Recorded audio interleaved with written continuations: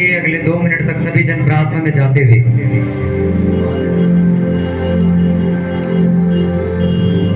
कि परमेश्वर इन वचनों के जरिए तू आज मुझसे बातचीत करना, ये वचन मेरी जिंदगी में 1000 गुना फलों को लेके आए।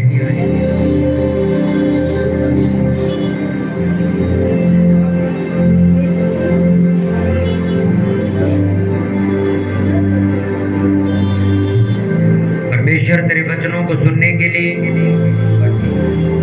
आज हम यहाँ मौजूद हैं। हम प्रार्थना करते अपने मन को खोलते और तैयार करते हैं। तेरे वचन में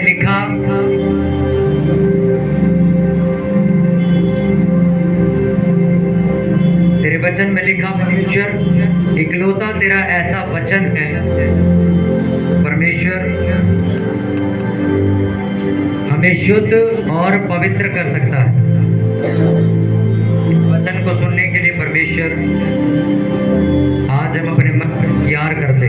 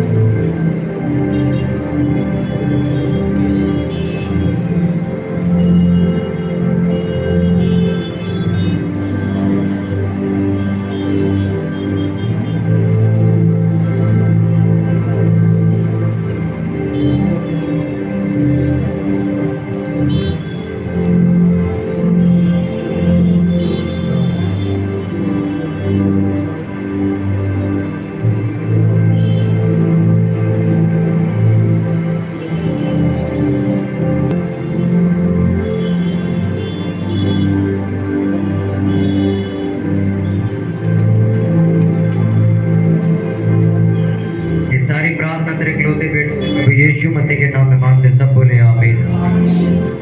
वरना तो उसका 13 वचन पढ़ेंगे।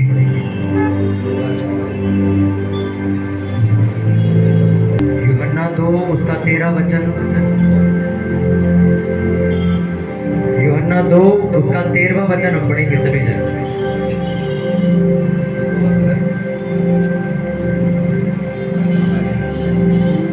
यूहन्ना 2 उसका 13 वचन।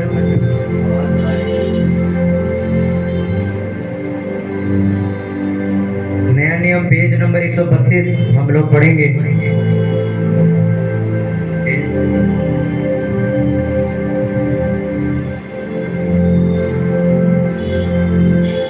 यहूदियों का फसह का पर्व निकट था और यीशु यरूशलेम को गया। उसने मंदिर में बैल, भेड़ और कबूतर के बेचने वालों और सरफरों को बैठे हुए पाया। तब उसने रस्सियों का कोड़ा बनाकर सब भेड़ों और बैलों को मंदिर से निकाल दिया और सरफरों के पैसे बखेर दिए और पीड़ों को उलट दिया और कबूतर बेचने वालों से कहा, इन्हें यहाँ से ले जाओ, मेरे पिता के घर को व्यापार का घर मत बनाओ। तब उसको चेलों को स्मरण आया कि लिखा है कि तेरे घर की धूल मुझे खा जाएगी। इस पर यहूदियों ने उससे कहा, तू जो ये करता है तो हमें कौन सा चिन्ह दिखाता है? यीशु ने उनको उत्तर दिया, इस मंदिर को ढा दो और मैं इसे 3 दिन में खड़ा कर दूंगा। यहूदियों ने कहा, इस मंदिर के बनाने में 46 वर्ष लगे हैं और क्या तू उसे 3 दिन में खड़ा कर देगा? परंतु उसने अपनी देह के मंदिर के विषय में कहा था। सब बोलो आमीन। हालेलुया।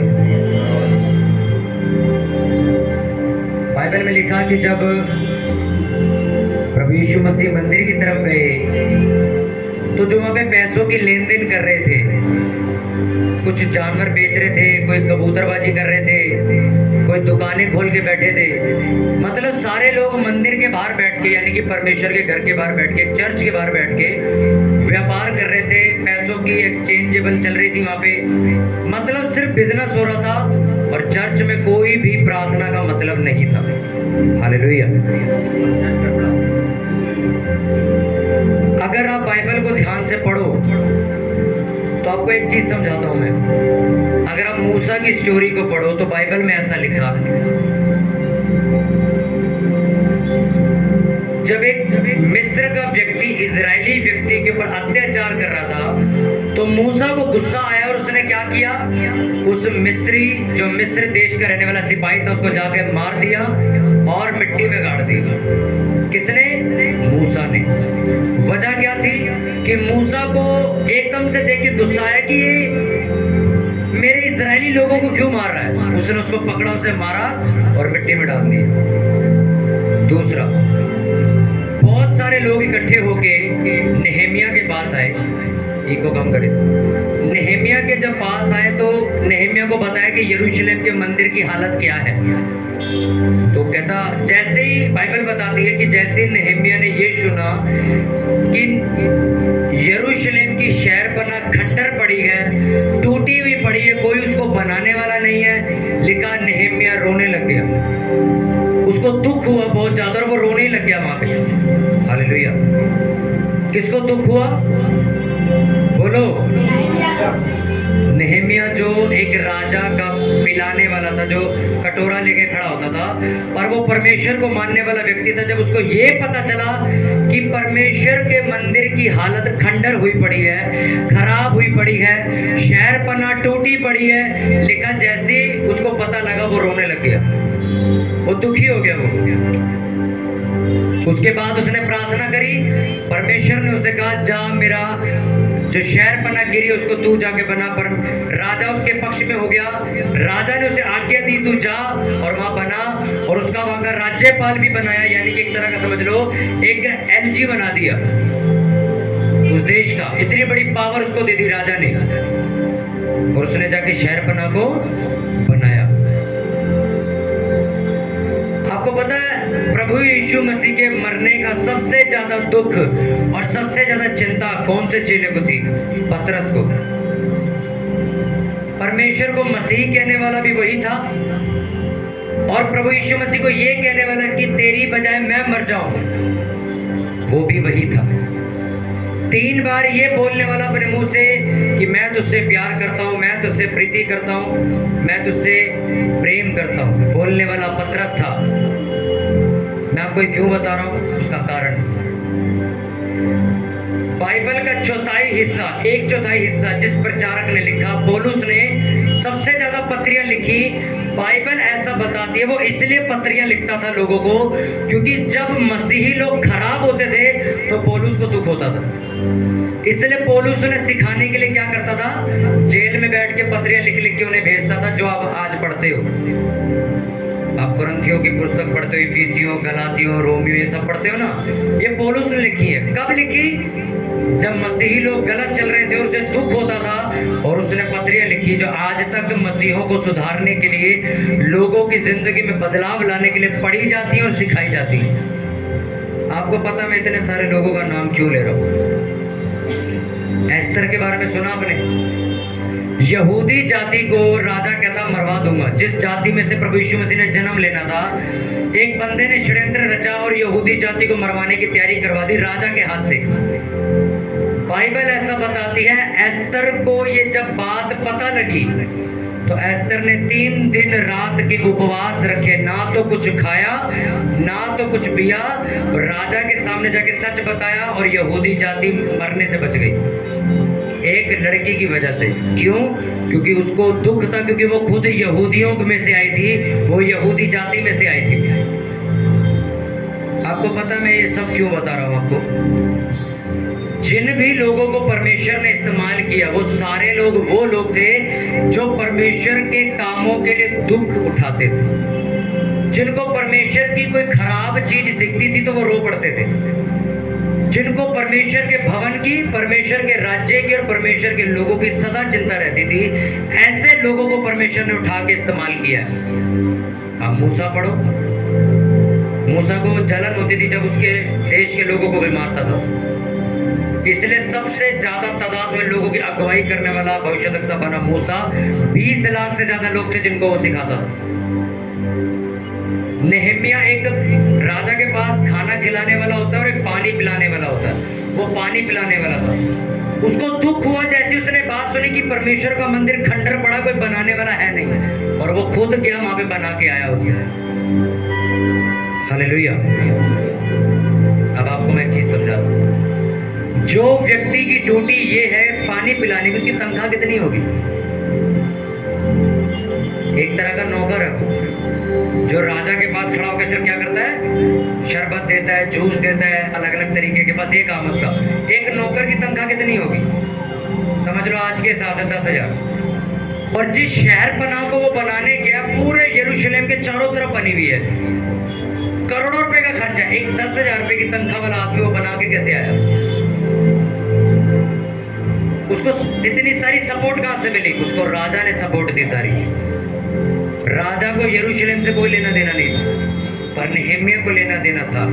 परमेश्वर ने राजा का मन बदला, राजा उसके फेवर में हो गया, और जैसा उसने मांगा उसने दे दिया उसको। कहता ठीक है, जा बना उसको, जाके टेंशन मत ले, मैं तेरे साथ हूँ, तेरे को सिक्योरिटी भी दूंगा, तेरे को घोड़े भी दूंगा, ये भी दूंगा, लेके जा। राजा का मन बदल गया। एस्तर को जब पता लगा यहूदी जाति को जो परमेश्वर के लोग हैं उनको मार देगा राजा, उसने 3 दिन तक कुछ नहीं खाया, कुछ नहीं पिया, उपवास रखा उसने। राजा का मन बदल गया, वो जाति बच गई। हालेलुया। एक वो व्यक्ति जिसको कोई भी नहीं जानता, जो एक भगोड़ा था, मूसा, भागा था वो अपने गांव से, क्योंकि लोग उस पर इल्जाम लगाते जिस तरह तूने उसको मार दिया, हमें भी मारना चाहता है क्या? तो वो भाग गया था वहां से। एक भगोड़ा नाम डल गया था उसका। वही इंसान कुछ सालों बाद 20 लाख से ज्यादा लोगों की, उन्हीं लोगों की जिन्होंने बेइज्जती करी थी, उन्हीं लोगों का अगुवा बन गया था, उन्हीं लोगों का शिक्षक बन गया था वो। कैसे? जब आप मसीही में आते हो, जब आप प्रभु यीशु मसीह के वचनों को पढ़ना शुरू करते हो, उन पर चलना शुरू करते हो, प्रभु यीशु मसीह की बातों को जानना शुरू करते हो, तो आपका पहला और आखिरी काम है परमेश्वर के राज्य को बढ़ाना और उसकी चिंता करना। हालेलुया। परमेश्वर का राज्य बातों में नहीं, सामर्थ्य। मैं फिर दोहरा रहा हूं, तुम्हारा पहला और आखिरी काम परमेश्वर के राज्य की, कि वो बढ़ रहा है कि नहीं बढ़ रहा, परमेश्वर का राज्य नुकसान हो रहा है कि फायदे में जा रहा है, इसकी चिंता तुम्हें होनी चाहिए। ये तुम्हारा पहला काम है। बहुत सारे मसीही लोगों को परमेश्वर इसीलिए इस्तेमाल नहीं कर पाता क्योंकि मसीही लोग या कोई भी अन्य जाति का व्यक्ति चर्च में सिर्फ इसलिए जाता है कि उसका अपना कोई फायदा हो जाए, या उसके परिवार का कोई फायदा हो जाए, या उसकी कमाई का कोई फायदा हो जाए, या मतलब कोई भी उसका मसला हल हो जाए। बाकी प्रभु यीशु मसीह से हमें कोई लेना देना नहीं। इसलिए प्रभु यीशु मसीह बहुत हद तक लोगों को कुछ नहीं दे पाता, वो थोड़ा सा दे के भगा देता। और पहली बात, परमेश्वर नहीं भगाता, लोग खुद भाग जाते। हालेलुया। कितनों को बात समझ आ रही? नेहेमिया एक नौकर था, उसको सिर्फ कान में आवाज पड़ी है कि तेरे परमेश्वर का जो घर है वो खंडर पड़ा हुआ है, और वो रोने लग गया, वो प्रार्थना करने लग गया, दुख मनाने लग गया वो कि परमेश्वर मैं राजभवन में रहता हूं और तेरा मंदिर खंडर पड़ा हुआ है। परमेश्वर ने उसे ही इस्तेमाल किया, उसे ही भेजा बनाने के। जिन लोगों को परमेश्वर के कामों की चिंता है, परमेश्वर जिम्मेवारियां उन्हें ही देता है। वो उन लोगों से बात करना भी पसंद नहीं करता जो सिर्फ अपने फायदे के लिए प्रार्थना करते। मूसा के अंदर क्या थी? एक जलन थी, क्यों मेरे लोगों को मारा जा रहा है। नेहेमिया के अंदर एक जलन थी कि क्यों मेरे परमेश्वर का घर खंडर पड़ा हुआ है।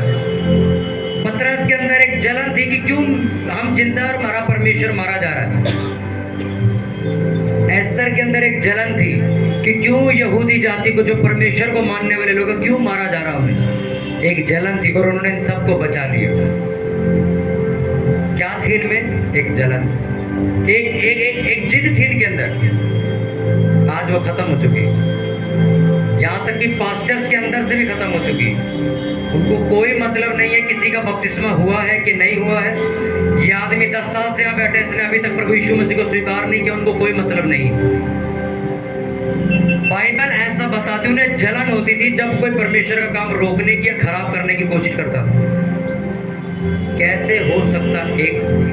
एक दफा मैं प्रेयर कर रहा था घर पे, और प्रार्थना करते वक्त मेरे को एक चीज याद है। तब चर्च में तिरपाल नहीं थी, ना आगे थी ना पीछे थी, ऐसी बरसात आ जाती थी, सब कुछ गीला हो जाता था। और एक दिन मैं रात को प्रार्थना कर रहा, 11 या 12 बजे का टाइम, तो बाहर बारिश शुरू हो गई।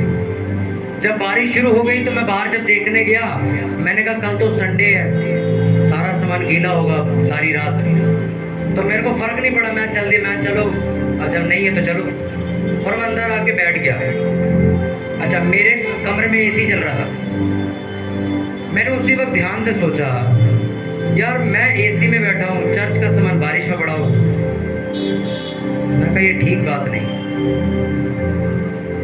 उसके बाद हमने फिर तरपाल लगानी शुरू कर दी।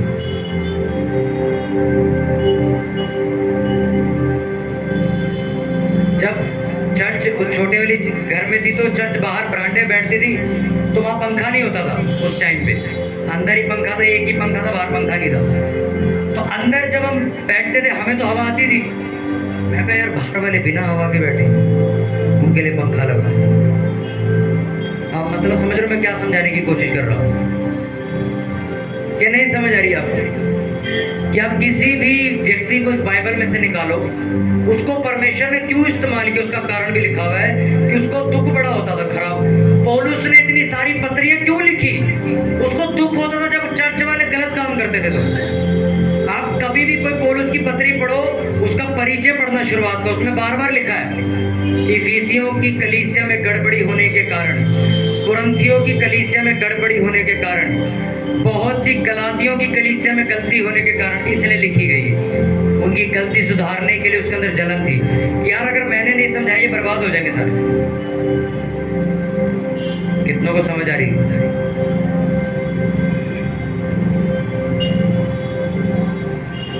सोचो, मैं पहनूं 10,000 के कपड़े, मैं 10,000 के कपड़े पहनूं और चर्च की दरिया फटी हुई बिछाऊं। तुम असली जेन्युइन मसीही नहीं, तुम मसीही नहीं।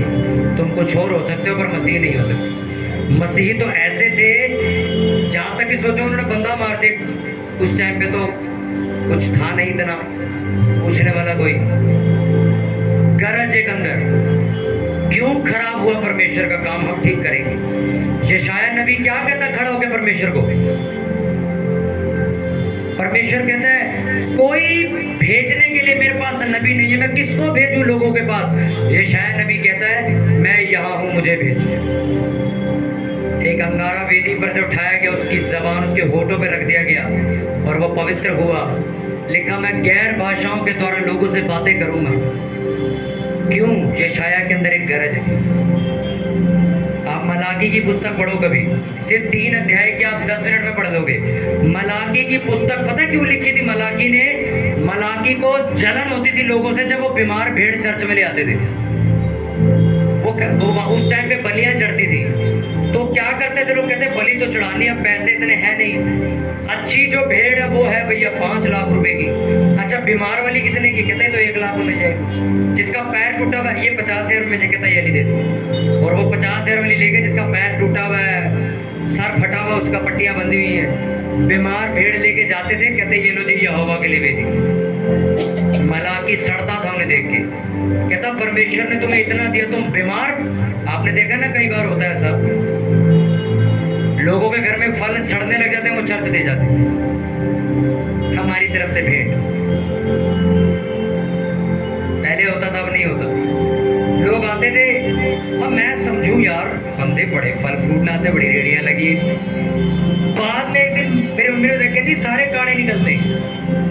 मैं अच्छा आप समझ गया मैं क्यों लेके आते हैं। सोचो, इस बात के लिए मलाकी झगड़ा करता था लोगों से कि तुम परमेश्वर के साथ ऐसा क्यों करते हो। सोचो, अगर वो तुम्हारी कोख में ऐसे बच्चे थे, आँख खराब है इसकी, पैदा हो गए, इसके पैर खराब होंगे, चल नहीं पाएगा कभी, तुम कोसते रहोगे जिंदगी भर उससे। पर हम लेके, अरे आप विश्वास नहीं करोगे, चर्च में ऑफरिंग डालते लोग, 10 रुपए के नोट के 2 टोटे डाले थे, 20 रुपए का नोट बीच में से छेद था, उसको पता था तो भी डाल के गया। मैं आपको एक बात बताता हूँ, हमारे पास रोज आता है ऐसा, हर संडे हर वीरवार ऐसा आता रहता है। उनकी जिंदगी भी ऐसी ही हो जाती है। अगर आपको परवाह नहीं परमेश्वर के राज्य की, वो परवाह, मैंने आपको बताया ना कि बहुत से ऐसे माँ बाप हैं जो अपने बच्चों तक के लिए प्रेयर करके राजी नहीं है। अगर उनके रिश्तेदार कह देंगे कि चर्च नहीं जाना तो उनका बच्चा जाए भाड़ में। रिश्तेदार जरूरी है, मेरा बच्चा मरता है तो मरने दो, रिश्तेदार रूठने नहीं चाहिए। परमेश्वर का राज्य अगर बर्बाद हो रहा है तुम्हारी आंखों के सामने, मैं एक छोटा सा उदाहरण दूं, तुम्हारे परिवार वाले अभी तक नहीं बचे तो तुम्हें जलन होनी चाहिए। परमेश्वर में 4 साल से चर्चा रही, ये बंदा आज तक नहीं हिला अपनी जगह से। वजह क्या है? तुम्हारे अंदर अगर जलन होगी तो तुम्हें जवाब भी मिल जाएगा। जब तुम्हें कोई फर्क नहीं पड़ता, तुम मुर्दा लाश की तरह पड़े हो घर में, हो जाएगा उद्धार, देखेंगे 10 साल बाद में। जब मैं और मेरी बहन चर्च जाते थे तो हर रोज हमें एक ही तड़प रहती थी कि यार हमारा परिवार कब चर्च जाएगा। हम अकेले ही जाते रहते, ना ये जाते, ना मम्मी जाती, ना वो जाते, कोई जाता ही नहीं, और हम अकेले जाते रहते मेट्रो में। इसलिए 7 महीने बाद हमारा परिवार बचाया गया। वजह क्या थी? सुनो, सिर्फ एक जलन। ये वो वाली जलन नहीं है जो परमेश्वर ने करने को मना किए, ये एक ऐसी जलन है कि वचन आपने पढ़ा होगा, धन्य है वो जो धार्मिकता के भूखे और प्यासे हैं क्योंकि वो तृप्त किए जाएंगे। भूखे हो तुम इस चीज के कि परमेश्वर कब मेरे परिवार को बदलेगा। तुम्हें भूख लगी पड़ी, तुम पागल हुए पड़े, परमेश्वर बता मैं क्या ऐसी गलती कर रहा हूँ जिसकी वजह से मेरे घर में ये सब हो रहा है। वो तुम्हें बताएगा। अगर तुम्हें कोई फर्क नहीं पड़ता तो वो सदा काल के लिए कलेश चलेगा। नेहम्याह को एक जलन उठी अंदर से, रोने लग गया, वो रोने लग गया वहां पे खड़े तक। परमेश्वर का घर बनाने वाला कोई है ही नहीं। परमेश्वर ने उसे घटना, तेरे को ज्यादा दुख है तो तू ही जा। मूसा को ज्यादा दुख था, तू ही नबी बनेगा। पतरस को ज्यादा दुख, तू ही मेरा सबसे बड़ा चरवाहा बनेगा। एस्तर को ज्यादा दुख था तो तू ही जाके बात करेगी। तुम्हें अगर फर्क ही नहीं पड़ता कि भाई मेरे परिवार में मसीहत बढ़ रही है कि नहीं बढ़ रही, मैं लोगों तक प्रचार पहुंचा पा रहा हूँ कि मैं ऐसे इलाके में क्यों रहूं परमेश्वर जहाँ मसीह लोग ही नहीं रहते, क्यों मेरा इलाका नहीं बदला आज तक, क्या कमी रही, मैंने क्या गलती करी मुझे बताओ। वो बता देगा तुम्हारे अंदर गरज होनी चाहिए। क्यों मेरा लड़का आज तक नहीं बचा, क्यों मेरा हस्बैंड, बाकियों के जा रहे हैं चर्च सेवा कर रहे हैं, मेरा हस्बैंड क्यों शराब के ठेके पे बैठा है। तुम्हें जलन होनी चाहिए इस बात की। तुम पूछो परमेश्वर से, वो तुम्हें जवाब देगा। तुम्हें क्या करना, तुम्हें कितनी प्रेयर करनी है, तुम्हें कितने उपवास रखने, वो तुम्हें बताएगा।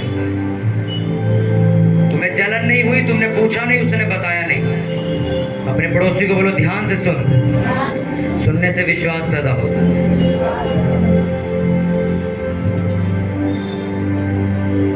एक जब लड़की की शादी हो जाए किसी अच्छे लड़के से, और वो लड़की इतनी पढ़ी लिखी भी नहीं है, ज़्यादा सुंदर भी नहीं है, मतलब नॉर्मल है बिल्कुल, उसको एक बहुत सुंदर लड़का मिल जाए तो जो दूसरी लड़की खड़ी होती जो सुंदर भी है, पढ़ी लिखी भी है, वो थोड़ी कलपती अंदर से कि मेरे को क्यों नहीं मिला। बात ये नहीं है कि उसको मिल गया यार, जब उसको मेरे से थोड़ी कम है, उसको मिल गया तो मेरे को क्यों नहीं मिला, ये क्या बात है। तुम पूछोगे परमेश्वर से मैं क्या गलती कर रहा हूँ, क्यों मेरे रास्ते बंद है आज भी, उसके खुल के मेरे क्यों नहीं खुले।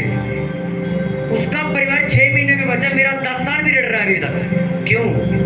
क्या तू भेदभाव करता है? परमेश्वर ने लिखा मैं भेदभाव नहीं करता। तो प्रभु हमारे घर में ऐसा क्यों। उसके कर्जे उतर गए, वो निकल गया कर्जा दे के, मेरा कर्जा और बढ़ गया मेरे ऊपर।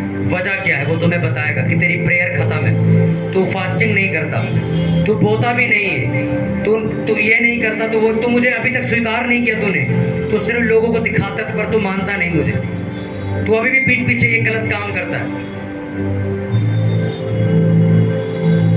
आज से अगर तुम्हें गरज है ये जानने की कि क्यों मेरे साथ ऐसा हो रहा है, क्यों परमेश्वर तेरा राज्य आज तक मेरे इलाके में नहीं बढ़ पाया, वो फलानी जगह से आए, उसके इलाके में आधे से ज्यादा लोग प्रभु यीशु मसीह को जानते हैं, मेरे इलाके में आज भी लोग यीशु मसीह को गाली देते, क्यों। क्योंकि मेरी गलती की वजह से कि मैंने कभी भी अपने गली के लोगों को ये नहीं बताया कि प्रभु यीशु मसीह धर्म नहीं जीवन बदलते। मैं बिल्कुल ग्वाची गांव तरह जाता हूँ, सीधा घर में जाता हूँ, ताला मार के सो जाता हूँ, ताला खोल के दोबारा चर्च जाता हूँ, किसी को पता नहीं लगने देता मैं चर्च जाता हूँ। मैं जब चर्च जाना शुरू हुआ था, मैं जब ठीक हुआ ना, तो मैंने अपने दोस्तों को बताना शुरू कर दिया, लोगों को बताना शुरू कर दिया, अपने पड़ोसियों को बताना शुरू कर दिया, अरे नहीं भाई मैं ठीक हो गया। वो मानते थे नहीं, क्योंकि नया नया ठीक हुआ था। अभी थोड़े दिनों बाद कहते यार सही में तू तो ठीक हो गया। और आज भी मैं उस गली में जाता हूँ तो आधे से ज्यादा मेरे को जय मसीह करके पुकारते। वजह क्या, सुनो, तुम्हें गरज होनी चाहिए, गरज होनी चाहिए। हालेलुया। कि मैं क्यों नहीं परमेश्वर के लिए इस्तेमाल हो, क्यों परमेश्वर मुझे सेवा नहीं करवा रहा, क्यों परमेश्वर मुझे इस्तेमाल नहीं कर रहा, क्यों परमेश्वर मुझे इस पदवी पे नहीं लेके जा रहा। वो भी तो सेवा कर रहा, मैं क्यों नहीं कर पा रहा इतनी बड़ी। तुम्हारे अंदर गरज होनी चाहिए, एक ऐसी इच्छा होनी चाहिए जो तुम परमेश्वर से पूछो कि मेरे साथ ये क्यों हो रहा है। वो बंदा प्रेयर कर रहा है, जॉब कर रहा है, जॉब से ऊपर ही ऊपर जाता जा रहा है, मेरी चलती चलाई जॉब बंद होने को आ गई है, क्या गलती है मेरी, पूछोगे तुम। अगर तुम्हारे अंदर जलन है पूछने, क्यों परमेश्वर तूने मेरे को बरकत नहीं दी, अगर पूछने की तुम्हारे में हिम्मत है तो जवाब वो भी देगा तुम्हें। उसने कहा मांग तो दिया जाएगा, तुमने मांगा नहीं इसलिए पाया नहीं, तुम गलत तरीके से मांगते हो। तुम एग्जाम्पल है, तुम्हारा मैथ का पेपर है तो तुम क्या कहते हो, हम परमेश्वर मांगते कि मैथ का पेपर ही कैंसिल हो जाए, पर परमेश्वर चाहता तुम ये मांगो, परमेश्वर मुझे मैथ का पेपर करना आ जाए, मुझे बुद्धि दे।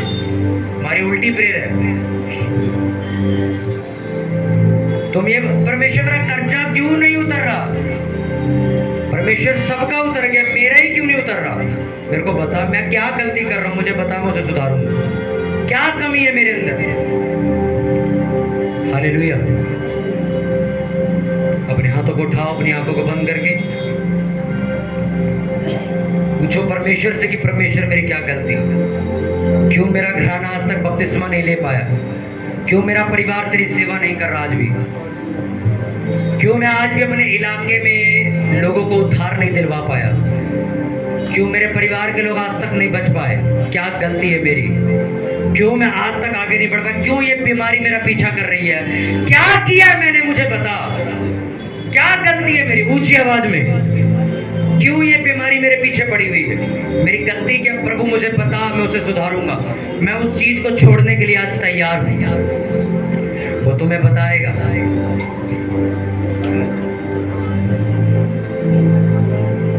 अपने हाथों को उठा के ऊंची आवाज में बोलो परमेश्वर मेरी अगुवाई कर, मुझे बता मेरी क्या गलती है।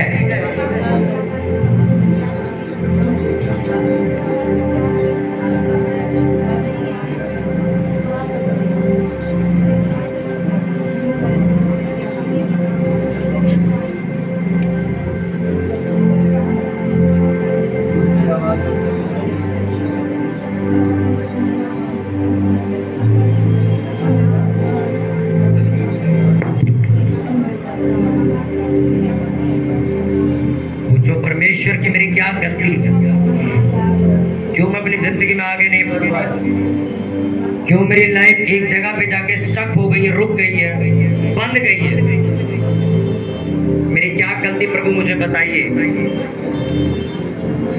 क्यों परमेश्वर मैं तेरी सेवा नहीं कर पा रहा, क्यों मैं तेरे राज्य के लिए बो नहीं पा रहा हूं, उससे पूछो वो तुम्हें बताएगा।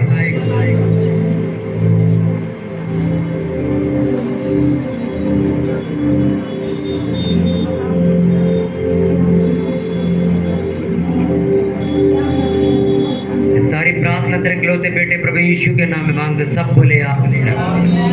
ऊंची आवाज में बोलो आमीन तालियों के साथ।